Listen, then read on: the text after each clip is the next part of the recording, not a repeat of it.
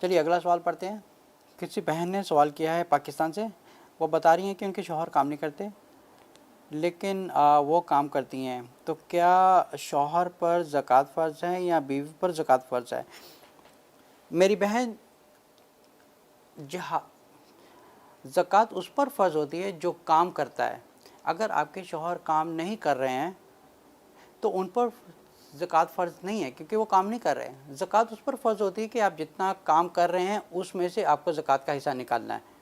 آپ اگر آپ کے شوہر ہیں، بچوں کی دیکھ بھال کر رہے ہیں، وہ گھر کی ٹیک کر رہے ہیں، ان کو جاب نہیں مل رہی ہے، تو ایک آپ سمجھیں کہ ایک عورت کا پھر فرض بن جاتا ہے وہ گھر کو چلائیں اگر آدمی اس قابل نہیں ہے، یا اگر آدمی اس قابل ہے تو عورت کا فرض ہے کہ وہ گھر بیٹھ کے بچوں کی دیکھ بھال کرے اور گھر کو سنبھالے۔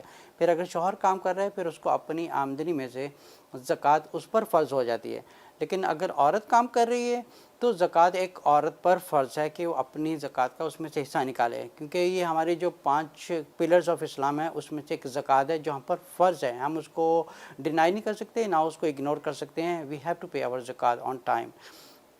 اگر ہم سورۃ نساء پڑھتے ہیں، سورہ نمبر 4 آیت نمبر 34 میں اللہ تعالیٰ فرماتے ہیں الرجال قوامون علی النساء۔